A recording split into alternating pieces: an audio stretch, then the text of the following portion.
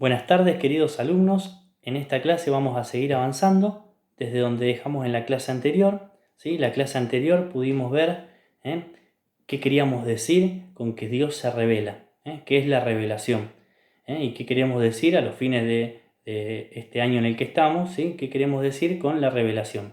En esta clase vamos a ver aquellos criterios generales primero y unos principios que hay que tener en cuenta para hacer una correcta interpretación de las Sagradas Escrituras.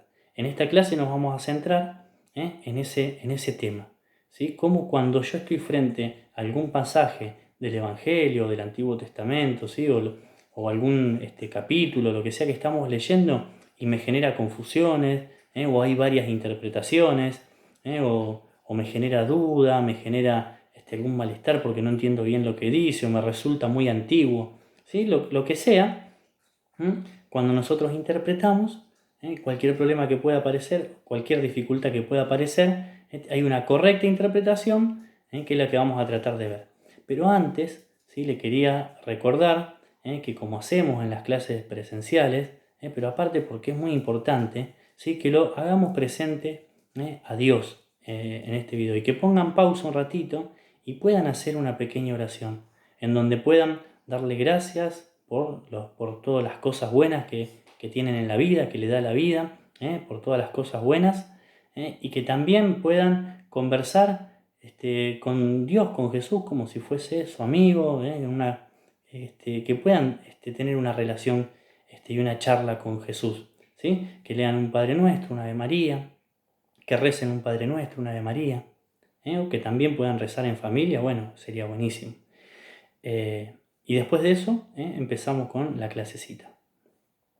En esta clase vamos a empezar con estos puntos que dijimos, ¿sí? Lo primero que tenemos que recordar es que dijimos que Dios, cuando toma esta iniciativa de relacionarse con nosotros, de comunicarse con nosotros, lo hace, Él se revela de forma escrita y de forma, se revela en sus obras y en palabras. Y en palabras también lo hace de forma escrita. Y por eso hablamos de los escritores sagrados, que son aquellos libros, es decir, aquellos que escribieron los libros que forman parte de toda la Biblia. Y que dijimos que esa Biblia está formada o está dividida en dos grandes partes, que es el Antiguo Testamento y el Nuevo Testamento. Y todos esos libros que forman parte son libros que nosotros consideramos que son la palabra de Dios, y que han sido inspirados por el Espíritu Santo, que es el Espíritu de Dios. En esa pedagogía que tuvo Dios, ¿sí? Él tuvo la decisión de hablarnos, es decir, como se dice, de abajarse a nuestra condición humana y hablarnos en nuestro lenguaje humano. Y para eso Él eligió de entre el pueblo a los profetas, ¿sí? Aquellas personas que Él tomó en las determinadas etapas de la historia, porque también están, Moisés, también están el rey David, Salomón, están los profetas, están los apóstoles en el Nuevo Testamento. Él los fue preparando, ¿sí? Como hace con nosotros, prepara el corazón, los va formando para que ellos, a su vez, puedan escucharlo a Dios, recibirlo a Dios, y transmitirlo y comunicarlo al pueblo, a quien quería llegar. ¿Para qué? Para prepararlos en la esperanza, ¿sí? En la esperanza, digamos, de la salvación, en la esperanza de la tierra prometida, en la esperanza de una nueva alianza eterna. Entonces, decimos que Dios se vale de nuestra condición humana, pero la inspiración es divina. Lo que esos autores dejan plasmado escrito es la palabra de Dios inspirada por el Espíritu Santo. Entonces, en un primer momento decimos que el Espíritu Santo es inspirador, ¿sí? Pero también vamos a decir que el Espíritu Santo es intérprete. Si bien el Espíritu Santo es aquel que preparó y que formó y que comunicó este mensaje, también va a ser el que vamos a necesitar para interpretar este mismo mensaje. Nosotros tenemos que si nosotros vamos, si un libro de un manual de mecánica fue escrito con un espíritu de mecánica para entender esa profesión, para interpretarlo no lo vamos a interpretar con los conocimientos de biología, sino que lo vamos a tener que interpretar con los criterios de la mecánica, ¿no es cierto? Entonces acá nosotros tenemos que interpretar los textos bíblicos con el mismo espíritu. ¿Sí? ¿Y qué significa el mismo espíritu? Significa que tiene que ser en esta misma clave espiritual, digamos, ¿sí? Para decirlo de alguna manera, no con el espíritu, digamos, del mundo. Yo cuando les digo mundo en esta materia, cuando le digo del mundo, lo hacemos en referencia a que el mundo es este mundo, esta sociedad que vive sin Dios. En general nos referimos a una sociedad que no escucha a Dios, digamos, ¿sí? Entonces le llamamos el mundo. Entonces yo no puedo interpretar con el espíritu del mundo la Biblia, la tengo que interpretar con el espíritu de Dios. Yo no puedo interpretar un texto bíblico con mi deseo, con lo que yo quiero escuchar. Uno tiene que crecer en eso para tratar de escuchar qué es lo que Dios me quiere decir, cuál es su voluntad para mi vida. Por eso dijimos, ¿no es cierto?, cómo Dios prepara. Porque nosotros tenemos que madurar en nuestra fe, la conversión de nuestra fe tiene que ver centralmente con querer escuchar qué es lo que Dios me quiere decir y no escuchar lo que yo quiero escuchar. Porque muchas veces lo que yo quiero escuchar está mal. Yo les hablaba la vez pasada de mi hijita. Mi hijita siempre quiere que le diga que sí puede comer todo el chocolate, no sé, todo el dulce de leche, que sí puede agarrar la mayonesa y vaciarla arriba de un pedacito de milanesa. Bueno, ella quiere escuchar siempre lo que ella quiere, pero en realidad tiene que haber alguien que le diga lo que es mejor para ella, no lo que ella quiere. Por eso uno es más adulto, digamos. Entonces, nosotros en nuestra vida de fe, nuestra conversión tiene que ver con eso. Entonces a veces yo quiero, no sé, supongamos, uno quiere cambiar el auto y es lo que quiere, y a lo mejor no es el momento oportuno, no es la mejor época, la mejor situación. Entonces uno agarra un pasaje y dice, mira, acá Dios me dice que siga para adelante con esta idea, porque acá le dice a los apóstoles tal cosa. Bueno, entonces estoy interpretando como yo quiero ahí, y no en el Espíritu de Dios, sino en mi propio espíritu. Y a veces también hacemos adaptaciones al mundo, ¿sí? Que eso tampoco estaría bien. Entonces, pero para ir concretamente a qué significa y cómo combatir estos errores, digamos, uno de los criterios, se lo digo rápidamente, ¿sí? De los criterios generales que tenemos que tener, es que nosotros siempre interpretamos la Sagrada Escritura, cualquier texto, cualquier pasaje que nos esté generando alguna duda o que nosotros realmente queremos saber qué es lo que Dios quiere, siempre con la iglesia.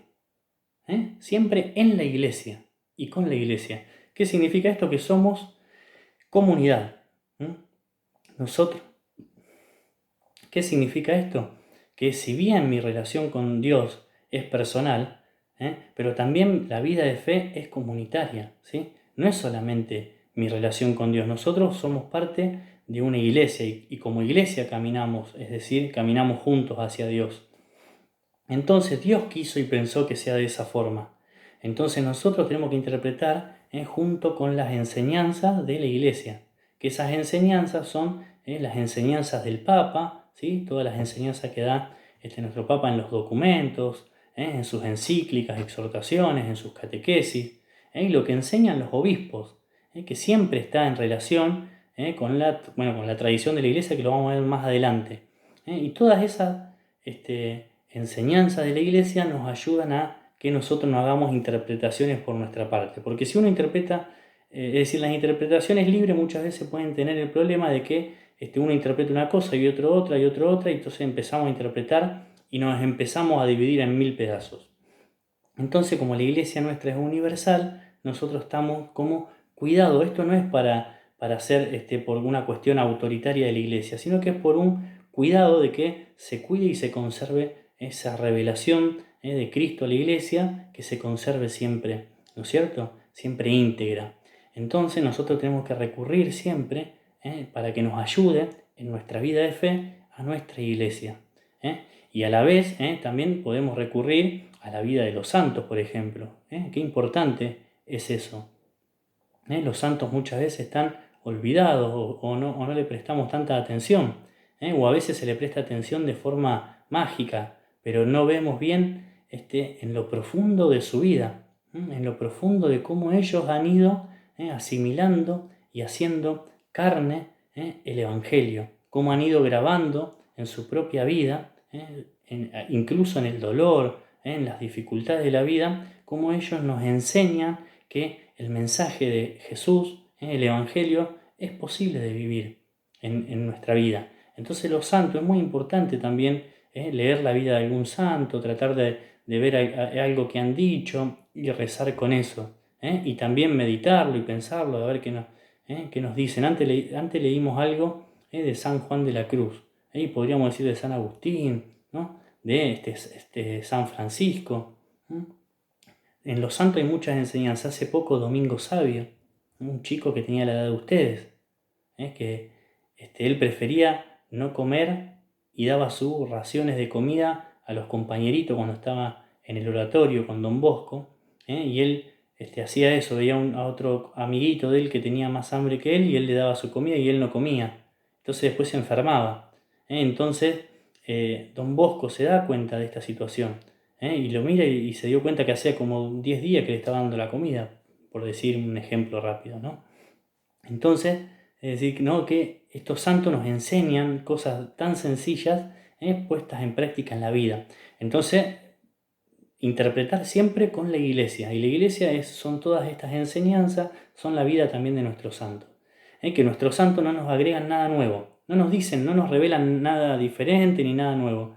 Lo que ellos nos agregan en todo caso es para nuestra vida, para la vida de fe. Agregan que es posible vivir la fe, pero siempre señalan a Cristo, ¿sí? Siempre nos llevan a Cristo. Los santos, María, es decir, las advocaciones, las apariciones, siempre nos señalan a Cristo. Y esto es importante. Y el otro criterio general que tenemos que tener en cuenta es el otro criterio general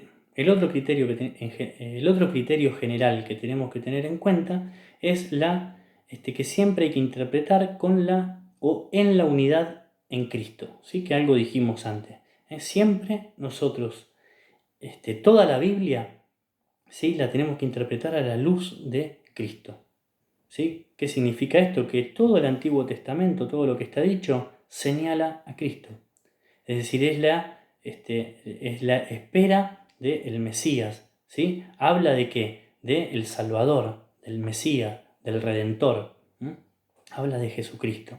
¿Sí? Entonces, siempre el que nos ilumina cualquier confusión o algo que haya no sé, en un pasaje del Antiguo Testamento, siempre también hay que ir a la luz de Cristo, ¿sí? Para interpretarlo correctamente y para completarlo al mensaje. Porque piensen que en el Antiguo Testamento se dice, una manera de decir es que estaba cerrado todavía toda la riqueza. Es decir, se abre completamente todo el mensaje y toda la luz con Cristo. Es decir, se entiende plenamente con Cristo. Esto es importante, ¿sí? Estos son dos criterios generales que tenemos que tener en cuenta.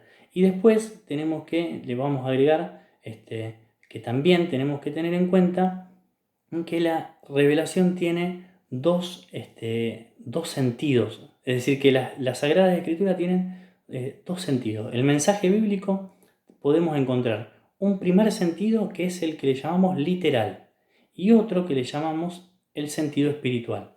Cuando yo leo un texto de la Biblia, hay algo que me está contando, me cuenta una historia, me cuenta un hecho, me relata una enseñanza, utiliza ciertas palabras, ciertas figuras, es decir, todo lo literario. Hay significados de palabra que nosotros entendemos ese nivel, es decir, ese primer nivel de los significados de lo que nos está diciendo y entendemos el texto a la perfección, supongamos, ¿no? Pero también hay un mensaje espiritual, que es el mensaje que en definitiva es el más importante porque ahí está la enseñanza que concierne a nuestra salvación, la enseñanza espiritual. Es lo que Dios nos quiere decir para nuestra conversión y para nuestra vida de fe. Entonces, ese segundo nivel es ese nivel más importante, el espiritual. Esto se puede hacer más complejo, pero ahora lo vamos a hacer así sencillo para que ustedes me entiendan bien esta parte, ¿sí? Un nivel literal, de la letra, de la palabra y los significados, y un nivel espiritual. En ese nivel, primer nivel literal, lo que tenemos también que tener en cuenta es el contexto en el que escribió el autor. Ahí tenemos que prestar atención a lo literario, es decir, qué género es el que estamos leyendo. Ustedes saben que en la Biblia hay libros que son históricos, hay libros que son poéticos, tenemos los salmos, por ejemplo, que son cantos, tenemos libros sapienciales, que son enseñanza, de sabiduría, tenemos los libros como el de Génesis, que a veces cuando lo leemos no vemos estas figuras, como la manzana, la serpiente, el árbol del bien y del mal. Tiene un estilo, una forma de decir lo que quiere decir. Entonces, tenemos que nosotros tomar en cuenta la realidad del autor sagrado. Ese autor sagrado, como Dios nos habló en nuestro lenguaje humano, habló en el contexto histórico que estaba hablando ese autor sagrado. Ese autor sagrado tenía cierta forma de escribir, cierto género, y también estaba en un contexto determinado. Podemos decir, no es lo mismo el contexto histórico en el que estaba Moisés, en el Éxodo, con el contexto de uno de los, de Ezequiel, o en el contexto de los apóstoles, digamos. Son situaciones totalmente diferentes. Entonces los autores hablan al pueblo de las problemáticas que había en ese momento o de lo que había que enseñar en ese momento. Porque dijimos, ¿se acuerdan que era progresivo? ¿No es cierto? La revelación Dios también lo va haciendo progresivamente. Entonces hay que tener en cuenta eso en la parte literal. Y en la parte espiritual, lo que nosotros tenemos que saber de esa dimensión es que ahí está la enseñanza, que es lo sobrenatural. ¿Sí? Ahí está Dios hablándonos espiritualmente. Ahí Dios nos está dando las revelaciones de la salvación, es decir, las revelaciones de la vida eterna. Es muy importante, ¿sí? Porque nosotros creemos en la vida eterna. Entonces ahí está toda la revelación para cómo ganar esa vida eterna, digamos, ¿no? Para cómo, ¿no es cierto?, salvarnos, ¿sí? Para cómo ir convirtiendo nuestra vida. Ahí es donde está, es decir, la médula, la parte esencial del mensaje bíblico, en el mensaje espiritual.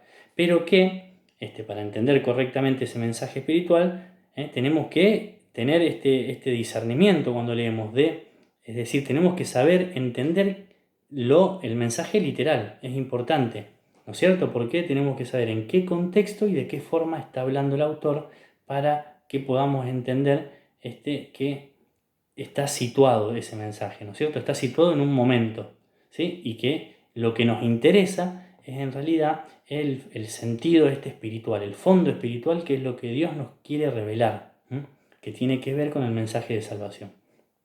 ¿Sí? Esos son también en relación al sentido. Después tenemos que tener en cuenta unos principios que se lo digo muy rápidamente porque van a tener el material teórico de apoyo, ¿sí? El primer punto es la inerrancia de la Biblia, ¿sí? La Biblia no se equivoca. Los libros que están en la Biblia son inspiración sagrada, son palabra de Dios, ¿sí? Por más que hayan sido hechas a través de hombres. Inerrancias de la Biblia. No se equivoca la Biblia. Otro punto que tenemos que tener en cuenta es la progresividad, que es lo que dijimos recién. El mensaje se va dando progresivamente porque Dios va hablando en la medida que el pueblo puede entender. Y por eso puede ser que veamos como una evolución en el mensaje, ¿sí? Otro punto importante es la totalidad. Es decir, la verdad se revela en la totalidad de la Biblia. La verdad que tiene la Biblia para decir no son verdades aisladas. Es una verdad en toda la Biblia. Por eso era uno de los problemas que tuvieron en el trabajo anterior, en relación a que en la Biblia, ¿sí?, no encontramos todas las respuestas de todo. Yo en la Biblia no encuentro cómo mejorar o progresar en mi destreza en algún deporte que practico. Ni tampoco encuentro cómo resolver si se me rompió la computadora o el celular. ¿Sí? Lo que dijimos antes en otra parte. En la Biblia yo encuentro todas, y en eso sí, todas las respuestas para la salvación del hombre. Todas las respuestas que conciernen a la salvación del ser humano. Es así voy a encontrar todas las respuestas. Pero no es un libro de biología ni un libro de historia. No tengo que ir a buscar a la Biblia datos históricos, por más que haya datos históricos. Porque los que escribieron la Biblia no son historiadores, no son biólogos, no son astrónomos, ¿sí? Nosotros tenemos que buscar en la Biblia aquellas verdades en relación a nuestra salvación.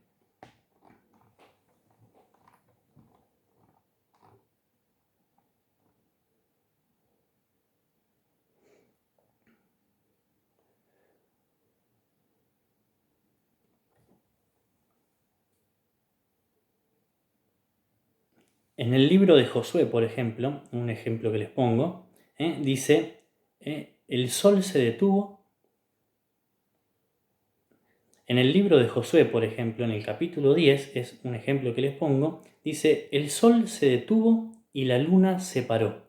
En una parte, ¿no es cierto? Si nosotros tomamos eso al pie de la letra, vamos a tener algunos problemas con la astronomía. Pero como el que escribió, el autor sagrado, no le interesaba el problema astronómico, sino que le interesaba verdades en relación a la salvación del hombre. Entonces, nosotros tenemos que tener en cuenta esto.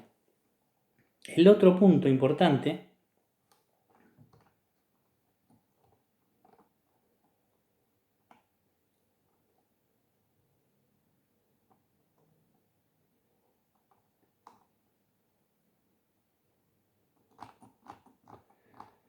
y el otro punto importante, que después lo van a tener detallado en un texto, ¿sí? Pero que tiene que ver con lo que veníamos hablando, es la intención del autor, ¿sí? El autor tuvo una intención determinada.